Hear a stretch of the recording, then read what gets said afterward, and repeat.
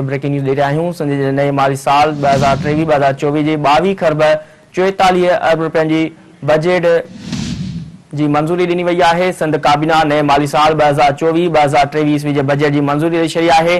तरक़ियाती budget जे लाइ 647 अरब 19 करोड़ रुपया मखसूस कया विया आहिनि। पुलिस समेत अमन अमान जे लाइ 160 अरब ऐं मकानी इदारनि जे लाइ 111 अरब रुपया रखण जी तजवीज़ पेश कई वई आहे।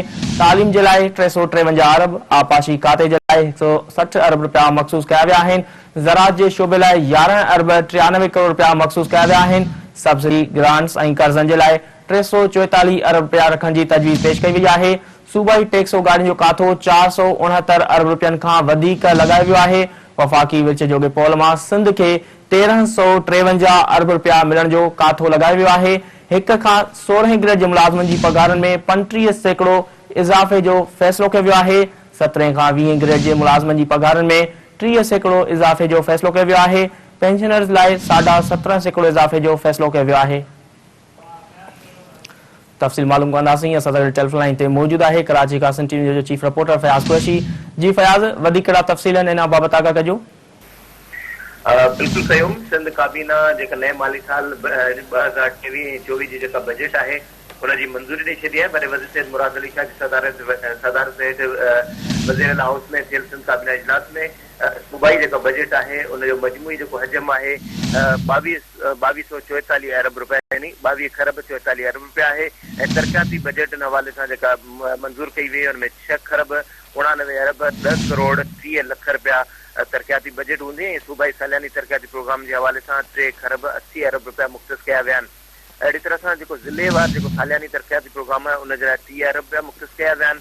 ऐं वफ़ाक़ी सालियानो जेको तरक़ियाती प्रोग्राम आहे उनजे हवाले सां 2 खरब 66 अरब 69 करोड़ 10 लख रुपया मुख़्तस कया विया आहिनि। ऐं वफ़ाक़ी हुकूमत जो जेको पब्लिक सेक्टर डेवलपमेंट प्रोजेक्ट आहे उनजे हवाले सां 12 अरब 41 करोड़ 20 लख रुपया मुख़्तस कया विया आहिनि। नए माली साल जे हवाले सां 5248 जेके तरक़ियाती जेके मनसूबा रखिया विया आहिनि। बजट दस्तावेज़ मूजिब 3311 जेके जारी तरक़ियाती मनसूबा आहिनि या नामुकमल मनसूबा चइजनि ऐं उहे उन सां गॾोगॾु 1937 जेके आहिनि नवां तरक़ियाती मनसूबनि लाइ 3 खरब 80 अरब रुपया जेके मुख़्तस कया विया आहिनि। अहिड़े तरह सां जारी जेके तरक़ियाती या नामुकमल मनसूबनि ते 2 खरब 91 अरब 72 करोड़ 70 लख रुपया मुख़्तस कया विया आहिनि। नए तरक़ियाती मनसूबे जे हवाले सां 88 अरब 27 करोड़ 30 लख रुपया मुख़्तस कया विया आहिनि। जॾहिं त काबीना इजलास सूबे जे जेका सिंध हुकूमत जा सरकारी मुलाज़िम आहिनि उन्हनि जे हवाले सां ख़ुशख़बरी ॾिले 1 खां 16 ग्रेड जे मुलाज़िमनि जो जेको पघार आहे वफ़ाक़ी हुकूमत जा 35% वाध करण जे हवाले सां मंजूरी ॾिनी आहे।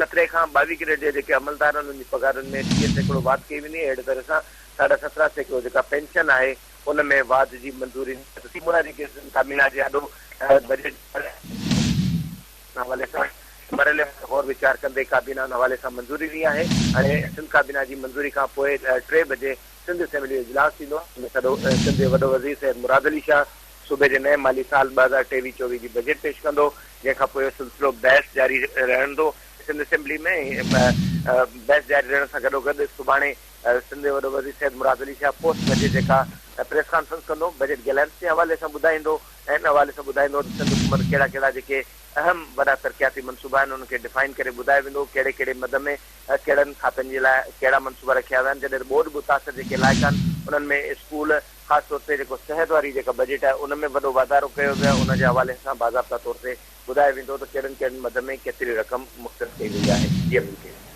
ठीकु आहे फयाज़ कुरैशी, तफ़सील ॾियण लाइ महिरबानी।